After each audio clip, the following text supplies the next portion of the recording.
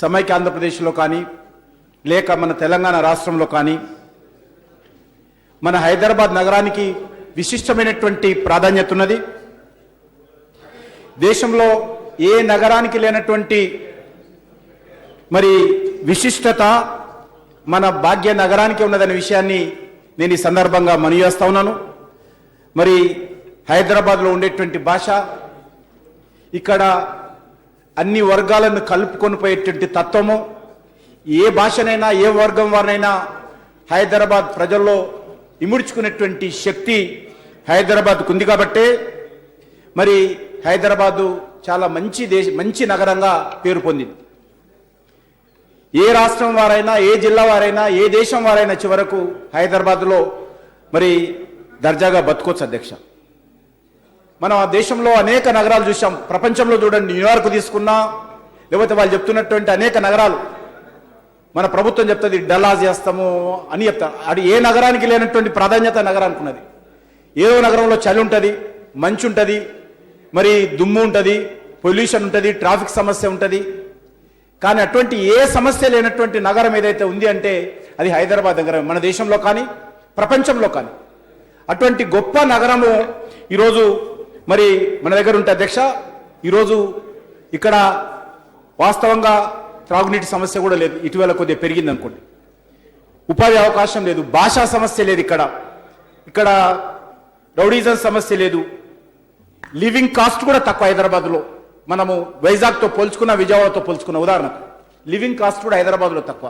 అటువంటి మహానగరం ఈరోజు మరి ఏ రకంగా ఉందో ఈరోజు ప్రభుత్వము 2.5 సంవత్సరాల్లో ఏం చేశామో కూడా మరి ఒక్కసారి మననం చేసుకోవాల్సిందిగా నేను ప్రభుత్వాన్ని కోరుతా ఉన్నాను అధ్యక్ష. వాస్తవిక విశ్వనగరంగా హైదరాబాద్ నగరాన్ని రూపాంతరం చెందడం కోసం ప్రభుత్వం ప్రయత్నం చేస్తుందని చెప్పారు. పాలనలో మరింత పారదర్శకత, జవాబుదారితనం, పౌరులకు మెరుగైనటువంటి ఉన్నత సేవలు అందించడం కోసం ఒక కార్యాచరణ ప్రణాళిక రూపొందించామన్నారు అధ్యక్ష. ఏదైనా ఒక్కటి చెప్పండి అధ్యక్ష, హైదరాబాద్లో మెరుగుపడిందని 2.5 సంవత్సరాల్లో. ఈరోజు స్వచ్ఛ హైదరాబాద్ అన్నారు అధ్యక్ష, 425 యూనిట్స్ చేశారు అధ్యక్ష. మరి ఆ యూనిట్స్ ఎక్కడ పోయినాయో, ఆ స్వచ్ఛం ఎక్కడ పోయిందో అది ప్రభుత్వానికి తెలుసు, హైదరాబాద్ ప్రజలకు తెలుసు, మనకు కూడా తెలుసు అధ్యక్ష. మరి ఈరోజు అధ్యక్ష హైదరాబాదు అనేక మంత్రిత్వ శాఖలకు హైదరాబాద్లో పని లేదు. కొన్ని శాఖలకు మాత్రమే హైదరాబాద్ అభివృద్ధిలో భాగస్వాములుగా ఉంటారు. అందులో జిహెచ్ఎంసీ అంటే మున్సిపల్ వ్యవహారాలు కీలక పాత్ర పోషిస్తుంది హైదరాబాద్లో. మిగతా శాఖలు అంతంత మాత్రంగానే ఉంటాయి. మరి హైదరాబాద్ 33% పాపులేషన్ రాష్ట్ర జనాభాలో హైదరాబాద్లో ఉంటుంది. 33%, సుమారు 30 నుంచి 33%. మరి సుమారు స్లమ్స్ కూడా అధ్యక్ష 1400 అఫీషియల్గా డిక్లేర్ చేస్తే అన్అఫీషియల్గా 2000 పైచీలకు స్లమ్స్ హైదరాబాద్లో ఈరోజు గ్రేటర్ కలిపిన తర్వాత ఇంకా పెరిగాయి. కానీ గత లాస్ట్ 2.5 yearsలో జవాబుదారీతనం ఏమైనా పెరిగిందా జిహెచ్ఎంసీలో? ఇది అందరం కూడా మనమందరం ఆలోచన చేసుకోవాలి. గత 2.5 సంవత్సరాలుగా పనితీరు ఏమైనా మెరుగుపడిందా? పౌర సౌకర్యాలు ఏమైనా మెరుగుపడ్డాయా? రోడ్లు ఏమైనా బాగుపడ్డదా? డ్రింకింగ్ వాటర్ ఏమైనా మెరుగైందా? ఈ విషయాలు కూడా, వాతావరణ కాలుష్యం ఏమైనా తగ్గిందా? ట్రాఫిక్ సమస్య ఏమైనా మెరుగుపడిందా? ఈ విషయాలన్నిటిని కూడా నేను తక్కువ సమయంలో చేయాల్సిన పని చెప్తా ఉన్నాను. మీరు దీర్ఘకాలంగా ఇంటర్నేషనల్ సిటీ, విశ్వనగరం చేయండి, ఇస్తాంబుల్ చేయండి అని తప్పలేదు. అది లాంగ్ పీరియడ్, మీరు చెప్పినట్టు మీ నోట్లో ఇచ్చినట్టు అది లాంగ్ పీరియడ్ అవుతుంది. ఒక్క రోజులో రోమ్ నగర నిర్మాణం కాదు, నేను కూడా ఒప్పుకుంటాను. కానీ మీరు చేయాల్సినటువంటి పనులు, మీరు మౌలికంగా చిన్న చిన్న పనులు ఏవైతే చేయాలో, రోడ్లు బాగా పాడైపోయిన రోడ్లు వేయడం కోసము 2.5 సంవత్సరాలుగా మీనమేషాలు లెక్క పెడుతున్నారు మీరు. ఈరోజు పేపర్లో జోక్స్ వస్తా ఉన్నాయి. హైదరాబాద్ నగరంలో రోడ్ల విషయంలో జోక్స్ వేసుకుంటున్నారు, కార్టూన్లు వేసుకుంటున్నారు. ఆ పరిస్థితి ఎందుకు వచ్చింది? ఇంత పెద్ద మన తెలంగాణలో 30% పాపులేషన్ ఉన్నటువంటి హైదరాబాద్ నగరంలో రోడ్లు వేయలేమా? మనము మంచి రోడ్లు నిర్మాణం చేసుకోలేమా? రోడ్లు పాడైపోతే రిపేరింగ్ చేసుకోలేమా? మనం ఎందుకు చేసుకోలేకపోతున్నాం? ఇది మనమందరం కూడా ఆత్మ పరిశీలన చేసుకోవాల్సినటువంటి అవసరం ఉంది. గాలిలో మెడలు కడుతున్నారు అధ్యక్ష. ఇది చూస్తే గాలిలో మెడలు కడుతున్నట్టు అనిపిస్తుంది. ఈరోజు మంత్రి గారు చెప్పిన దాని ప్రకారం అధ్యక్ష, ఈరోజు సుమారు ఈ నోట్లోనే వారు ఇచ్చినటువంటి ప్లానింగ్ ఏదైతున్నదో 21,417 కోట్లు 24,417 crores సంబంధించినటువంటి ప్లానింగ్ ఈరోజు ఈ నోట్లో తెలంగాణ ప్రజల ముందు, హైదరాబాద్ ప్రజల ముందు పెట్టింది ప్రభుత్వం. చాలా సంతోషం అధ్యక్ష. హైదరాబాద్ నెసెసిటీ, అవసరం కూడా ఉంది. ఎందుకంటే రానున్న రోజుల్లో నేను ఇంతకుముందు చెప్పాను ఈ సిటీకి ఉన్నటువంటి ఇంపార్టెన్స్, ఈ సిటీ యొక్క ప్రాధాన్యత, ఈ సిటీ ద్వారా మన తెలంగాణ అభివృద్ధిలో ఏ రకంగా హైదరాబాద్ కీలక పాత్ర పోషిస్తుందో కూడా చెప్పాను. తప్పకుండా హైదరాబాద్ అభివృద్ధి జరిగితే తెలంగాణ ఆటోమేటిక్గా దాని ద్వారా వచ్చేటువంటి రెవెన్యూ మనము తెలంగాణలో అభివృద్ధి ఖర్చు పెట్టుకోవచ్చు. కానీ ఆ పరిస్థితి జరగడం లేదు అధ్యక్ష. ఇది హైదరాబాదు పేరుకు మాత్రమే గ్రేటర్ సిటీ, కానీ ప్రజలు మాత్రం గ్రేట్ డిఫికల్టీలో ఉన్నారు. ఈ విషయాన్ని మనం గుర్తుపెట్టుకోవాలి. ఈరోజు విశ్వనగరం అంటారు, ఇందులో కూడా చెప్పారు మంత్రి గారు, విశ్వనగరం చేయకున్నా పర్లేదు, మీరు విషాద నగరంగా మాత్రం మార్చొద్దు హైదరాబాద్. నేను మంత్రి గారు కోరుతున్నాను, దీన్ని విషాద నగరంగా మార్చకండి. మీరు ఏ రకమైనటువంటి పరిస్థితులను ఆలోచించండి. మరి నేను ఈ సందర్భంగా కోరేది ఒకటే, భాగ్యనగరం నడిబొడ్డున ఒకటి ఇందులో చెప్పింది కాక మంత్రి గారు అది మర్చిపోయారు. అంతకుముందు పేపర్లో ఫ్రంట్ పేజీలలో ఫోటోలు వచ్చినాయి. హుస్సేన్ సాగర్ ప్రశాంత వదనంలో అభయ హస్తంతో నిలిచినటువంటి భారీ బుద్ధుడి చుట్టూ స్వచ్ఛమైన నీరు, హుస్సేన్ సాగర్ చుట్టూ నింగిని ముద్దాడుతున్నట్లు 60 నుండి 100 అంతస్తులున్నటువంటి భారీ భవంతులు, మలేసియాలోని పెట్రోనాస్ తరాలో బహుళ అంతస్తుల్లో టవర్సు, వాటిలో స్టార్ హోటళ్లు, ప్రభుత్వ కార్యాలయాలు, వాణిజ్య సదుపాయాలు, వినోద కేంద్రాలు, స్టార్ హోటళ్ల పక్కనే ఉన్నటువంటి మురికివాడల ప్రజలకు కూడా భారీ టవర్సు, అక్కడే పేద ప్రజలు మరి నివసించేటువంటి విధంగా మరి ఈరోజు నిర్మాణాలు జరుగుతాయని చెప్పి ప్రభుత్వం చెప్పింది అధ్యక్ష. ట్యాంక్ బండ్లో ఉన్నటువంటి మురికంతా తీసేసి స్వచ్ఛమైన నీళ్లతో మన ట్యాంక్ బండ్ను నింపుతామని ఈరోజు ఈ ప్రకటన చూసిన తర్వాత ఒక హైదరాబాద్ శాసనసభ్యుడిగా నాకు కూడా సంతోషం అనిపించింది. హైదరాబాద్ ప్రజలందరూ కూడా సంతోషపడ్డారు. ఈ రకంగా అనేక ప్రకటనలు ప్రతిరోజు వస్తాయి. జిహెచ్ఎంసీలో అలవాటైంది అధ్యక్ష, కన్సల్టెన్సీని పెట్టడము, డ్రాయింగ్లు తీయడము, ప్రెస్కు రిలీజ్ చేయడం, ఇది బాగా అలవాటైపోయింది. పనులు మాత్రం జరగవు, కన్సల్టెన్సీలు, ప్రకటనలు, దీనికే ఈరోజు హైదరాబాద్ అభివృద్ధి దాంట్లో చూసుకొని మురువాల ప్రజలు. ఇది పరిస్థితి ఈరోజు హైదరాబాద్లో ఉంది అధ్యక్ష. నేను రంగురంగుల ఫోటోలు వేస్తున్నారు, చాలా సంతోషం. కానీ ఈ ప్రణాళికలు అమలు జరగాలని కోరుతున్నాను. నేను ఈరోజు మనసావాచ కోరుతున్నాను, మంత్రి గారు ఇచ్చినటువంటి ఈ నోటు అమలు జరగాలి.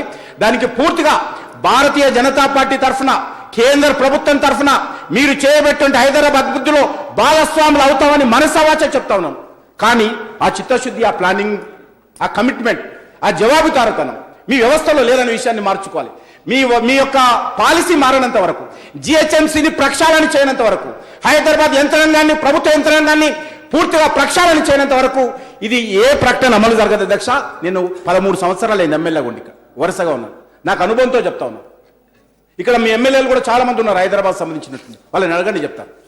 కాబట్టి ఈ జిహెచ్ఎంసీని ప్రక్షాళన చేయనంత వరకు, పనితీరులో మెరుగుపడనంత వరకు, జవాబుదారం రానంత వరకు హైదరాబాద్ అన్ని కూడా పేపర్ మీదనే ఉంటాయి.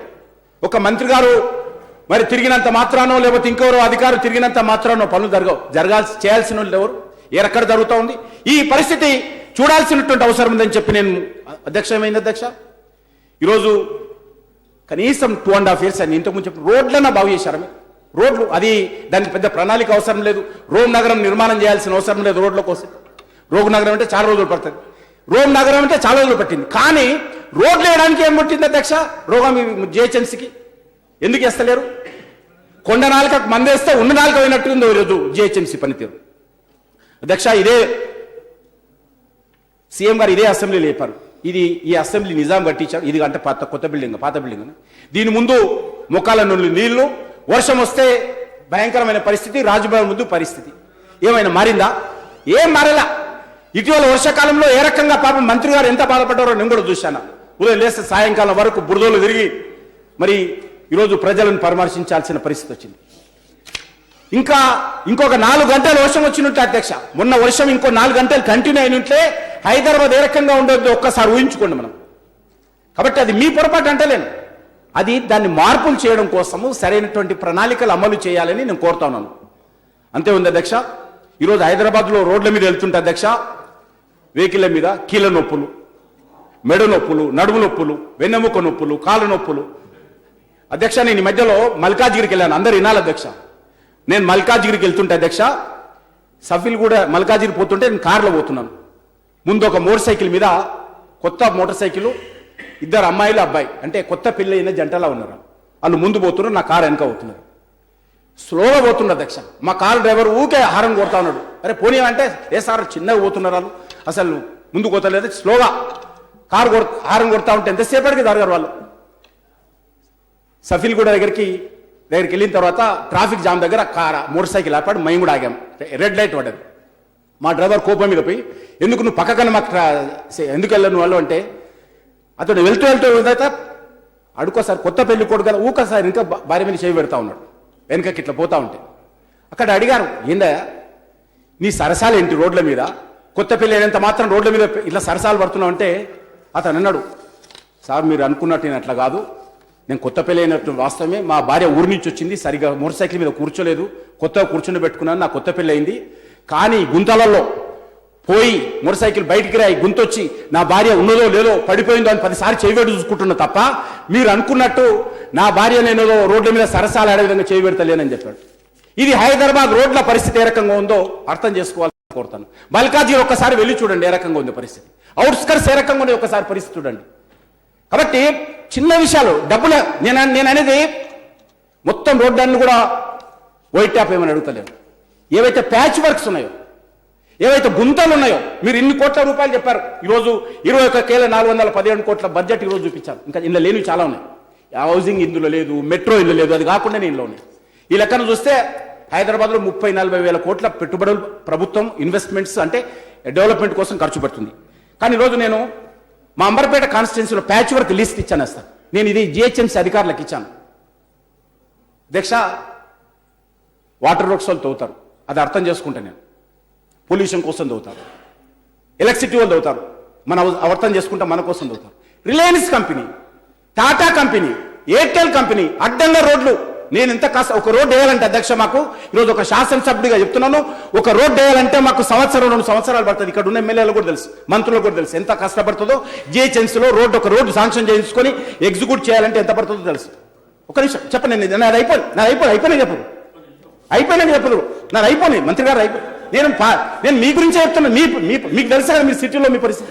కిషన్ రెడ్డి గారు ఒక్క నిమిషం, మంత్రి గారు. ఇప్పుడు అధ్యక్ష, గతంలో పరిస్థితులు, గత ప్రభుత్వాల పరిస్థితులు, ఇప్పటి పరిస్థితులు అది కూడా బేరీజు వేసుకొని ఇది జరిగింది. ఒక ఎగ్జాంపుల్ చెప్పినాం, ఏదో మోటార్ సైకిల్ మీద వెళ్ళినరు ఈ ప్రాబ్లమ్స్ అని చెప్పిండ్రు. బట్ తెలంగాణ రాష్ట్రం ఏర్పడిన తర్వాత జరిగినటువంటి కార్యక్రమాలు కూడా చెప్పవలసినటువంటి అవసరం ఉంది. ఈ రోజు నీ అంబర్పేట కాదు, మీరు అన్నారు ఎమ్మెల్యేలకు తెలుసు, మంత్రులకు తెలుసు అని. ఇప్పుడు మనకు చరిత్రలో ఊహించని విధంగా వర్షాలు వచ్చినప్పుడు సమస్యలు వచ్చినాయి, రోడ్ల పరిస్థితి వచ్చినాయి. బట్ దశల వారీగా ప్రభుత్వం కార్యక్రమాలు తీసుకొని ముందుకెళ్తుంది. మున్సిపల్ మినిస్టర్ గారు కూడా సిటీలో తిరుగుతుండ్రు. ఆల్రెడీ మనం అందరం అక్కడ మరిచెన్నారెడ్డి ఆ రోజు అక్కడ మీటింగ్లో కూడా అధ్యక్ష మేమందరం మాట్లాడుకున్నాం, మంత్రి గారి ఆధ్వర్యంలో అందరం డిస్కస్ చేసుకున్నాం. నేనేమంటా అంటే మనం మాట్లాడే ద్వారా అధికారుల ధైర్యాన్ని కూడా కోల్పోయే విధంగా మనం మాట్లాడద్దు. ఇప్పుడు ఒక పద్ధతి ప్రకారం కార్యక్రమాలు జరుగుతున్నాయి. డెఫినెట్గా ఇప్పుడు మీరే కాదు కదా, 25 సంవత్సరాల నుంచి మేము కూడా ఇక్కడ రాజకీయాలు చేస్తున్నాం. అయినప్పటికీ ప్రభుత్వాల దగ్గర భిక్షం ఎత్తుకున్న 50,000 లక్షల రూపాయలు ఇచ్చే పరిస్థితి ఆ రోజుల్లో లేదు.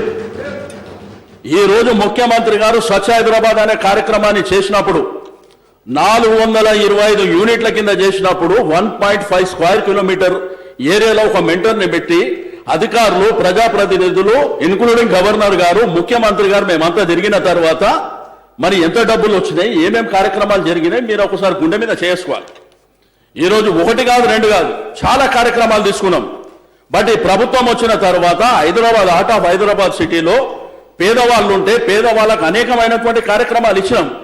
ఒకటే ఎగ్జాంపుల్ బట్టి ఏదో చెప్తే, ఇప్పుడు హైదరాబాద్ సిటీలో జరిగిన పరిణామాలు గత ప్రభుత్వాలకు ఇప్పటి ప్రభుత్వాలకు, వేసవి కాలం వచ్చిందంటే మనం అందరం కలిసి ముఖ్యమంత్రి దగ్గరికి వెళ్ళి 4 బోర్లు 5 బోర్లు ఇవ్వమని చెప్పినాం. ఎవరు ఇల్లే మన మాట. కానీ పోయిన సంవత్సరం యావత్ భారతదేశంలో కొన్ని ప్రాంతాలలో ట్రైన్లలో నీళ్ళు ఇచ్చారు, కొన్ని ప్రాంతాలలో నీళ్లు లేక వేరే ప్రాంతాలకు వెళ్ళిపోయారు. కానీ హైదరాబాద్లో ముఖ్యమంత్రి గారు గోదావరి జలాలు, కృష్ణా జలాలు వార్ ఫుటింగ్ మీద తీసుకొచ్చి ఓ వైపున డిఫెన్స్ ప్రాబ్లం, ఒక వైపున రైల్వే వాళ్ళ ప్రాబ్లం లైన్ వేస్తుంటే రెండోది కొన్ని కోర్టు ప్రాబ్లంలు ఉంటే కూడా ఆ కార్యక్రమం తీసుకోవడం మూలాన గత వేసవి కాలంలో మంచినీటి కటకట లేకుండా ఈ రోజు 24 గంటల కరెంట్ కూడా తీసుకోండి అధ్యక్ష. కాబట్టి నేనేమంటా అంటే మీరు అడగండి, అడుగుతూ చేసినా కూడా చెప్పండి, అందరూ సంతోషపడతారు. బయట మనం చూస్తున్నాం, మేము కూడా ప్రజాప్రతినిధులు ఉన్నాం హైదరాబాద్లో, చాలా కార్యక్రమాలు జరుగుతున్నాయి.